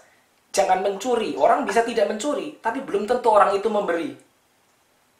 You got it? Ya kan? Gitu. Maka yang dibawa Yesus itu one step further. Dinaikin tuh standarnya. Gitu loh. This is good. Hukum Taurat good. But cannot make you good. Tidak bisa membuat kita menjadi baik. Gitu. Jadi kita tidak bisa mengharapkan kebenaran dulu. Tidak bisa mengharapkan kebenaran dengan melakukan hukum Taurat. Tidak bisa. Kita melakukan hukum Taurat, kita tidak bisa jadi benar loh saudara. Tidak bisa. Karena kebenaran itu bicara status. Righteousness itu status. Hanya bisa diberikan oleh Yesus. Kekudusan itu status. Kita melakukan hukum Taurat, misalkan tanpa celah, ini tidak bisa jadi kudus. Kekudusan hanya diberikan oleh Yang Maha Kudus. Hanya bisa jika kita punya Roh Kudus. Bukan dengan mentaati hukum Taurat. Nah ini tentunya harus dipahami secara benar. Ya, pengetahuan ini, knowledge ini about the covenant of law, hukum Taurat, dan the covenant of grace itu harus dipahami dengan perspektif yang benar. Ya, jadi saya sarankan saudara baca baca lagi. Yesus itu ngajarin apa sih? Habisin tuh Matthew, Mark, Luke, and John, habisin. Saudara akan tahu, oh ini Yesus itu begini, ngajarnya gini. Yesus itu pribadi macam apa? Jadi dia ngomong apa sih? Dia nyuruh apa sih? Gitu. Karena seringkali error itu terjadi pada saat kita mempelajari sesuatu nggak selesai. Kita nyomot firman nggak selesai, atau mengutip sesuatu sepotong tanpa tahu konteks, itu seringkali itu yang bikin error. Gitu. Nah, hukum the covenant of grace ini amazing. Amazingnya gini. Itu Alkitab menulis bahwa itu dianggap misteri yang tersembunyi, dan itu baru disingkapkan kepada Paulus. Rasul Paulus itu tidak termasuk 12 rasul. Bayangkan. Bukan kepada Petrus, bukan kepada Yakobus, bukan kepada Yohanes, kepada Paulus. So if you want to know seperti apa grace teaching, baca surat Rasul Paulus dari Roma. Habisin sampai film. Karena orang yang menulis itu, Paulus itu, revelation of God's grace itu diberikan kepada Paulus. Bukan kepada Petrus, bukan kepada Yohanes, bukan kepada rasul-rasul yang berjalan sama Yesus. Paulus tidak sempat berjalan bareng bersama Yesus secara fisik. Dia kan tadinya orang jahat. Ya kan? Tapi justru revelation tentang the grace of God itu diberikan kepada Paulus. Orang yang tadinya jahat. Saya percaya karena dia paham betul hukum Taurat. Jadi benar-benar 180 derajat. Gitu. Gitu. So if you want to live under the grace, kita tetap harus pelajari. Kita harus tahu apa itu sebetulnya. Apa yang Tuhan mau, sampai mana batasan-batasannya. Gitu loh. Karena kalau separuh-separuh bahayanya nanti kita misuse atau abuse. That is so dangerous, saudara. Ya. Gitu. Sekali lagi kita sudah diberikan Roh Kudus yang akan mengajari kita dari dalam. Dari dalam ya. Revelation itu dari dalam. Saat kita baca nanti itu yang akan membukakan Roh Kudus. Ya, saudara baca kitab Roma sendiri. Romans, the book of Romans is amazing. Luar biasa. Kalau saudara mau belajar tentang kasih karunia, God's grace, saya sarankan saudara baca Roma. Kitab Roma. That is amazing. Roma 5, Roma 8, Roma pasal 5 dan Roma 8 itu luar biasa. Ya, tapi tentunya begini ya, kalau yang saya maksud baca bukan cuma baca, tapi you have to read and meditate. Kenapa? Karena revelation itu munculnya pada saat we meditate on the word of God. Nggak cuma baca doang. Itu luar biasa. Luar biasa. Apa yang Yesus lakukan buat kita itu luar biasa. Roma. Saya baca itu berulang-ulang. Ya, saya ada satu session sendiri tentang Roma 5. One session only. Ya, satu session itu tentang Roma pasal 5 sendiri itu ya 5-6 lah. Itu bisa ya hopefully one day kita bisa bahas Roma 5. Gitu loh. Tapi akan lebih baik jika kita semua udah baca dulu karena jadi ada pre-readingnya gitu ya, Roma 5. Ya. Terus Galatia. Oh, that's amazing. Jadi pokoknya semua surat Rasul Paulus itu sebetulnya luar biasa gitu loh. Kita akan tahu sebetulnya, oh ternyata keinginan, nah ini penting sekali saudara, keinginan ya hati Bapa itu bukan manusia hidup di bawah tekanan hukum Taurat. Hukum Taurat itu menekan saudara, berat. Bangsa Israel mengalami itu. Tapi keinginan Bapa itu sebetulnya bukan itu. Keinginan Bapa adalah kita live under the grace. Nah, kalau saudara pelajari Alkitab, timeline-nya Alkitab dari Adam terus jalan Nuh, Abraham itu grace. Abraham itu menerima sebetulnya grace itu ada pada saat covenant with Abraham. Tapi dari Abraham sampai Musa itu stop grace-nya. Dari Musa itu grace-nya stop. There is no grace. Gak ada. Sampai Yesus itu di-establish lagi grace. Abraham itu dapat kasih karunia. Cuman saya gak ada waktu saya untuk menjelaskan. Oh, Abraham itu, the covenant with Abraham itu ada, there is grace di dalamnya. Ya, tapi covenant melalui Musa, ya, Taurat, itu there is no grace, gak ada. Keras sekali. Nah, saudara sudah tahu sekarang kenapa kok sampai diberikan begitu, sampai begitu keras. Saudara sudah tahu, karena settingnya saudara tahu itu diberikan pada bangsa Israel yang seperti apa saat itu. Mereka baru keluar dari Mesir, satu generasi budak. Ingat ya, mereka diperbudak. Untuk mendewasakan, meluruskan jalan pikiran mereka, untuk mendidik, untuk mengawal. Ya, dengan ilustrasi tadi yang anak kecil itu. Sampai kapan? Sampai Yesus datang. Yesus sudah datang, udah. Kasih yang baru. Kasih yang baru. Apa itu? Hukum kasih. Now, let's think. This is the last ini kali ya verse-nya. Jadi ada di mana tadi catatan saya? Galatia 5:14 tadi kita udah buka belum ya? Ya, Galatia 5:14. Boleh. Galatia 5:14.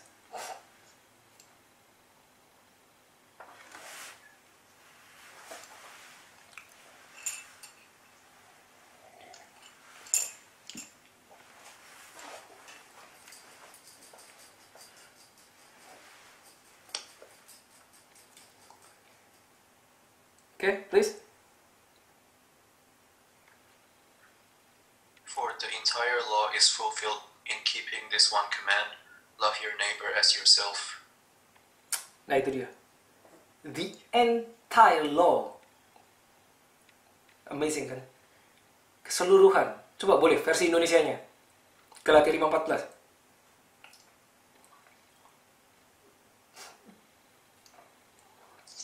Sebab seluruh hukum Taurat tercakup dalam satu firman ini, yaitu kasihilah sesamamu manusia seperti dirimu sendiri. Keseluruhan, bayangin. Dari yang 10 itu dirangkum sama Yesus cuma jadi satu. Kasihilah udah sesama manusia. Dah, kalau kamu berhasil yang itu, dijamin kamu mentaati yang semuanya. Kenapa? Karena mengasihi sesama manusia. Kalau kau mengasihi sesama manusia, kau pasti menghormati ayah ibumu. Kalau engkau mengasihi sesama manusia, engkau pasti tidak akan mencuri. Kalau engkau mengasihi, engkau pasti tidak akan membunuh. Gitu. Dengan mentaati yang lama, saya tidak mencuri. Belum tentu saya mengasihi orang. Belum tentu. Saya tidak membunuh. Belum tentu saya mengasihi orang. Saya tidak mencela ayah ibu saya, tapi belum tentu saya menghormati orang tua saya. Makanya dikasih satu aja. Ya. Tercakup, dikatakan gitu, tercakup semua. Fulfilled in one law. That's amazing. Love your neighbor as yourself. Kayak gitu. Tentunya penerapannya kalau kita belajar tentang grace banyak sekali. Itu bisa berseri-seri. Ya, termasuk understanding the love of the Father, termasuk belajar status kita di hadapan Bapa sebagai apa, itu semuanya under the grace. Ya. Cuman penting sekali kita untuk tahu bahwa awalnya kayak apa. Jadi yang kita pelajari saat ini itu adalah kita memperbandingkan, karena ada dua yang utama, Old Covenant and New Covenant. The Old Covenant of Taurat, dan the New Covenant of Grace. It's totally different. Nah, kita harus tahu yang lama itu apa, kenapa begitu, yang baru itu apa, kenapa begitu. Kapan ini dikasih yang lama, kapan dikasih yang baru, yang lama melalui siapa, yang baru melalui siapa, kita udah tahu. Maybe it's not easy, tapi ya at least saudara sudah punya gambarannya. Oke, boleh. Any questions? We still have about like 15 minutes maybe.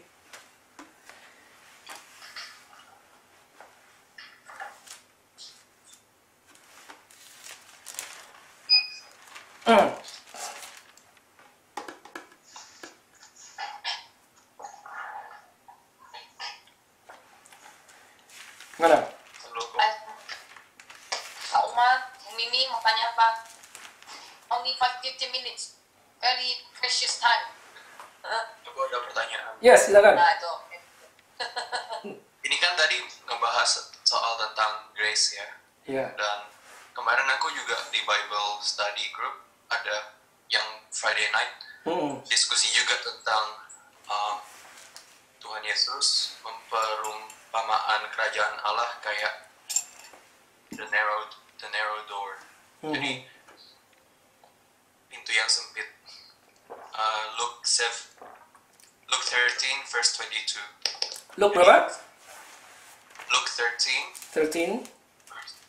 22. Okay, 22.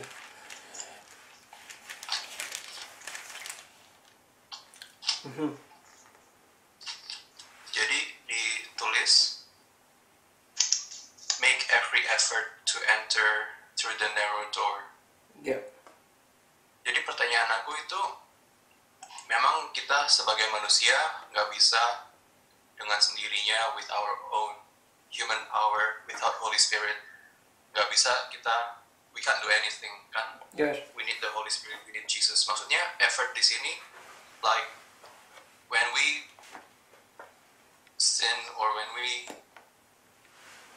kalau kita berbuat kesalahan gitu kan, kita nggak bisa ngomong kayak gini dong, atau bisa nggak kita ngomong kayak, oh we're under grace so it's okay, God doesn't condemn us, He will convict us, it's a process, but at the same time God wants us to be perfect, He wants us to put effort, but where should we base our effort?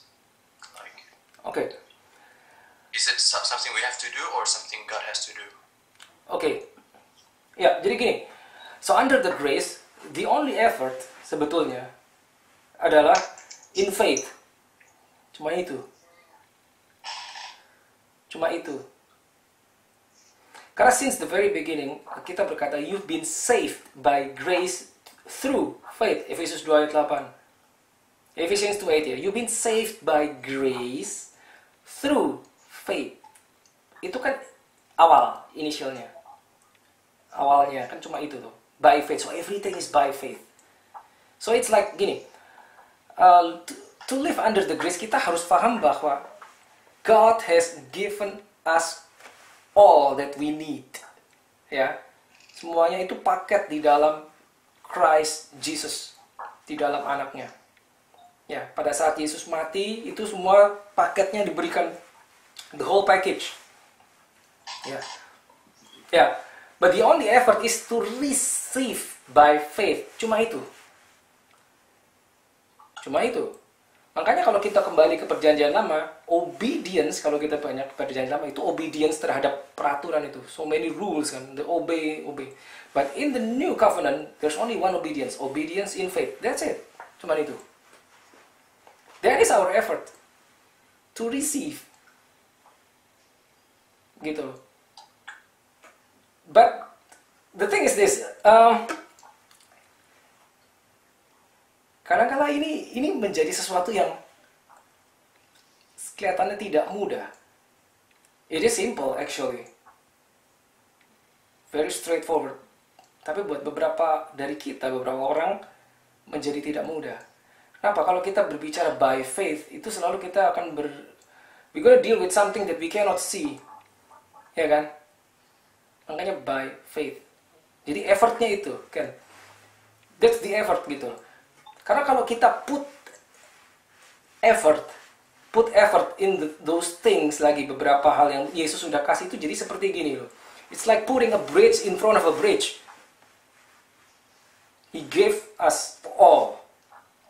Dari mana tahu? Alkitab bilang dia sudah memberikan the best, anaknya yang tunggal. That is the best, the ultimate gift. Jadi mana mungkin dia menahan lagi? So he will not withhold the rest. Because the best, even the best he has given. Gitu loh. Ya itu effortnya adalah, ya we have to receive by faith. Seperti itu. Thank you. Ya, so hopefully bisa sedikit menjelaskan ya. That's, kalau kita bicara effort. Ya. Okay, anything else maybe? But again, kita sering dengar kalimat kerjakanlah keselamatanmu, ya, kerjakanlah ya. Ya, kerjakanlah keselamatanmu. That means we work. Jadi gini, bukan mengerjakan supaya kita selamat. No, that's different. Tapi kita mengerjakan keselamatan. That means what? That means we have received the salvation first and then we work on that.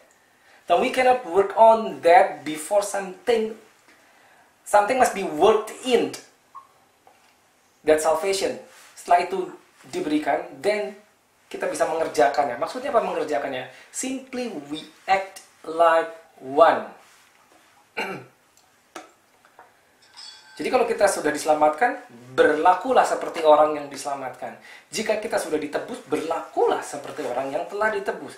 Jika kita telah dibenarkan, dikuduskan, berlakulah seperti orang yang telah dibenarkan dan dikuduskan. Itu maksudnya, kerjakanlah keselamatan seperti itu. So everything that we do should be in line with our status. Remember status.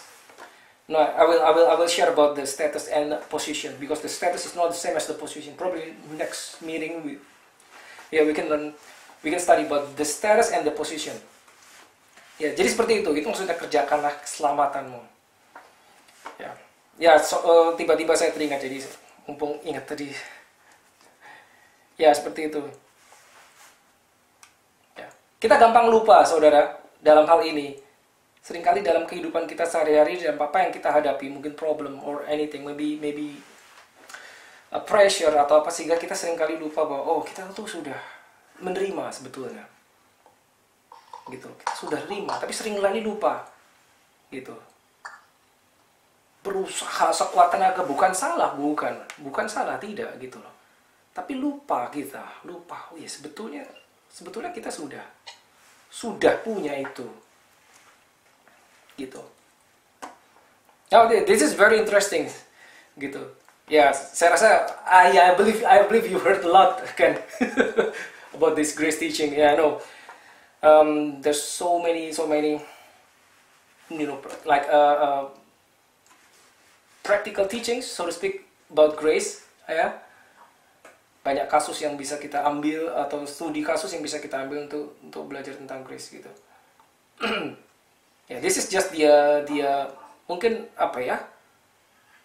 Ya awalnya ya, mungkin openingnya atau previewnya or ya untuk tahu.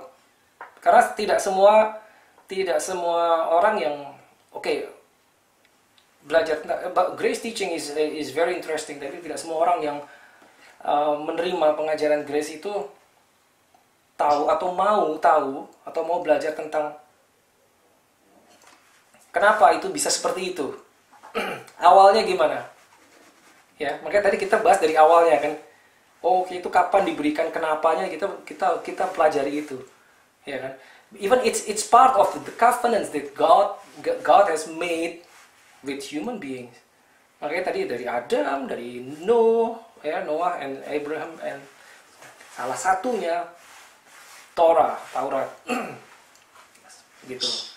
Ditutup dengan the best of the best, kayak Jesus himself, covenant of grace.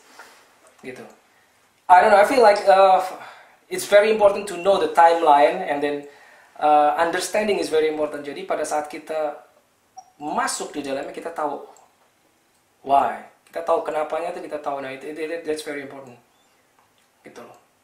Mungkin bagi beberapa orang tidak terlalu menarik, kenapa itu pada saat zaman Musa, settingnya kenapa sampai Allah memberikan itu kepada bangsa Israel. Maybe it's not that very interesting for some people, but honestly, that's very important. Gitu. Gitu sih. Okay, anyone? Masih ada waktu nggak?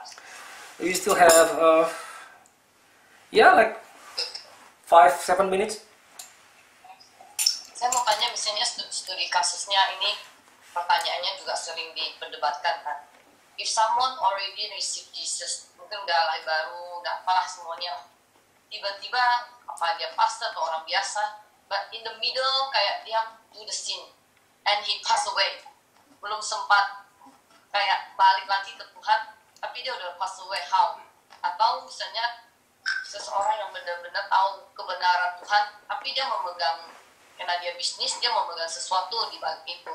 So how grace is going to be gitu. Jadi kasih karunia ini berjalannya gimana? Alright. Nah, ini menarik karena gini, kita bilang kalau kita jadi murid Tuhan tuh kita harus hidup sama seperti Yesus, ya. Itu. Yeah. The good thing is Yesus mengajarkan tuh tidak pernah mengajarkan abu-abu, gak ada. Either it's black or white. Kalau nggak salah ya bener, gitu loh. Jadi kalau kita mengaku you're Christian dalam arti the follower of Christ, pengikut Kristus. Kita punya Kristus di dalam kita. That's what Christian is. Kita ada Kristus. Kenapa? Karena ada Holy Spirit. Pada saat kita berada, bisnis apapun juga yang kita lakukan. I know this is not easy. Yeah. Dan kita melakukan sesuatu di mana kita tahu, ini harusnya nggak kayak gitu. Either in business atau di dunia kerja. That means at that very moment you are not Christian. As simple as that. You're sorry to say, tapi ternyata seperti itu. Gitu loh. Pada saat kita orang Kristen tapi kita melakukan sesuatu yang tidak dilakukan Yesus, that means we are not Christian at that very moment. Oke, itu satu. Lalu yang kedua, kayak tadi, bagaimana kayak orang misalkan berdosa, dia belum sempat mengaku dosanya, and then something happen, mungkin dia mati atau apa. Kita harus lihat seperti ini. Kita lihat, kita memandangnya seperti ini. Sekali lagi, ini tentang status dan posisi. Status sama posisi itu beda. Posisi itu adalah keadaan kita misalkan saat ini. Saya lagi jauh dari Tuhan. That is your position. Ya kan? Saya lagi di sini, saya lagi top-topnya, itu posisi. Ya kan? Itu posisi, kita bisa di mana aja. Tapi status kan nggak berubah. Saya ambil contoh dari Alkitab seperti ini. Saudara ingat mungkin cerita anak yang hilang. Anak yang hilang. Ya. Anak yang hilang itu dia statusnya anak toh. Tapi posisi dia tadinya bersama bapak, lalu dia memisahkan diri kan sama bapaknya. Pergi toh ke negeri yang jauh. Itu posisi dia jauh. Lalu dia jatuh miskin, kehabisan hartanya dan segala macam, dia balik. Tapi kita harus lihat dari awal dia sebelum dia pergi meninggalkan bapaknya, sampai dia di negeri yang jauh jatuh miskin, sampai dia kembali, itu sebetulnya status dia tidak pernah berubah. Sebetulnya hanya si anak mengira dia kehilangan statusnya. Makanya waktu dia pulang ke tempat bapaknya, dia bilang, jadikanlah aku seorang upahan. Gitu. Dia mengira status dia tuh udah hilang. Padahal tidak hilang. Gitu. Nah, itu status sama posisi beda. Nah, terus kita harus tahu begini, bahwa kematian Yesus ya, itu darah tercurah. The blood, darah itu, ya kalau kita pelajari about the blood, itu menguduskan, yang menghapuskan dosa, yang menghapus dosa, itu darah, saudara. Darah, the blood of Jesus. Darahnya. Nah, saudara boleh yakin begini. Tidak ada satu dosa apapun yang terlalu besar sehingga darah itu tidak bisa menghapus. You name it. You name it. Because the price that God has paid through Jesus. Harganya apa? Darah ya. It's overpaid. Kayak bayarannya itu kelebihan. Terlalu valuable darah itu dibandingkan segala kesalahan dosa manusia. Jadi tidak ada jenis dosa apapun. Nah, yang ini yang sulit dipahami orang adalah begini. Itu kejadian udah 2000 tahun yang lalu. Tapi kok bisa darah itu mengampuni dosa saya sekarang yang belum saya buat bahkan di masa depan? Ya kan, pada saat Yesus mati kan kita belum lahir. Tapi kok bisa dosa kita diampuni oleh kejadian yang dibuat Yesus sebelum kita lahir? Itu sering dipertanyakan oleh orang-orang non-believers. Itu how come? Itu redemption kok bisa? Orang-orang berusaha memahami redemption, penebusan melalui logika manusia. Seringkali satu titik dia kecewa. Nggak mungkin, nggak bisa lah. Saya belum lahir kok dia udah bisa mengampuni dosa saya. Gitu loh. Nah, apa maksudnya?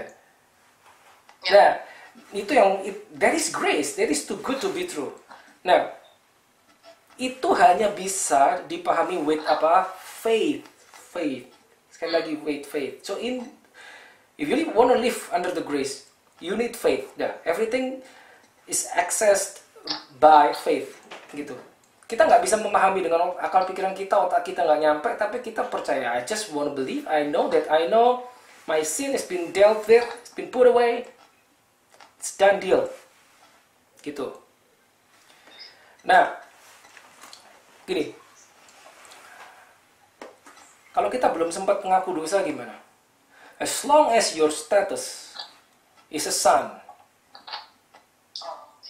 as long as your status adalah anak, meskipun kau belum sempat ngomong, tapi hatimu sudah kau arahkan kepada Yesus, it doesn't matter.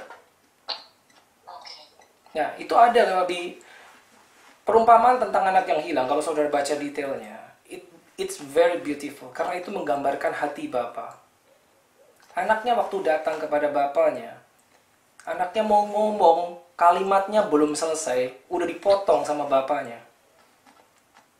Gitu loh, udah dipotong sama bapaknya. Silahkan saudara baca lagi. Itu kalimatnya anaknya belum selesai, dipotong sama bapaknya. Dipotong dengan apa? Dengan blessing. Dengan blessing. Gitu loh. So the power of the blood is eternal. Sebetulnya begitu. Now we have to know, we have to understand, we have to believe by faith. Karena apa? Dosa kita tuh dibersihkan itu with the blood, not with water. Lalu air itu untuk apa? Air, ya, this is water. Air ini ya, air itu ini. Air kehidupan is the word of God. But the blood is once, dipakai sekali saja. Yang pertama kali membersihkan dosa kita itu darah. Sekali doang, saudara, sekali. Cukup. Efeknya forever. Nah, kalau kita tahu efeknya forever is forever. Karena sekali lagi, kita tidak di bawah hukum Taurat. Kalau di bawah hukum Taurat, oke, saya udah ngaku dosa sekarang. Bebas dong. Besok dosa lagi. Ya besok saya harus bawa hewan lagi. Selesai saya bawa hewan, ya hewan dipotong, darah tercurah, lalu imam besar akan menyatakan, oke, kamu bebas. Minggu depan dosa lagi, ya harus bawa hewan lagi. Tapi itu Taurat. Under the grace tidak gitu. Sekali darah tercurah, kenapa? Darahnya itu darah Yesus, cukup selamanya. Yang penting adalah sikap hati kita, gimana? Meskipun kita belum ngomong, Bapak sudah tahu apa yang di dalam hati kita. Jadi yang di sini intinya statusnya, yang penting statusnya masih children of God gitu, sons of God. Yes. Kecuali kalau dia deny Jesus, that's different. Story, right? That is different. Ya, karena kalau deny itu berarti reject, menolak Holy Spirit. Menolak Holy Spirit, ya. That's different. Itu different case, menolak Holy Spirit. Nah, Holy Spirit itu dia tidak akan memaksa. Kalau ditolak ya sudah, dia nggak akan maksa. Enggak, aku harus masuk ke dalammu. Nggak bisa. Dia ditolak ya sudah. He is so gentle. Holy Spirit seperti itu. Nah, itulah bedanya. Oke, wah sayang waktunya habis. Ya, hopefully next session kita bisa belajar tentang status and position. Yuk kita tutup doa. Mudah-mudahan masih sempat 1-2 menit nih. Okay, Father, we give you thanks, we give you glory and praise and honor for everything that you've given to us. Thank you, Father. We believe that Holy Spirit, that you yourself, you have taught us, every one of us, and we pray as we listen to your word, and then you will quicken our heart, you will enlighten our heart, every single one of us, so that we again can understand. And we pray that you yourself will help us to walk with you in your truth, and so that we are able to apply the truth in our life. Thank you, Father. We believe that your grace is the power of God, so that we are enabled even to bless other people, because we have been blessed at the very first time. Thank you, Father. Bring everything to your hands only. Let your name be glorified and magnified always in our lives. In your mighty name, Lord Jesus, we pray. Hallelujah. Amen. Glory to God. Okay, see you.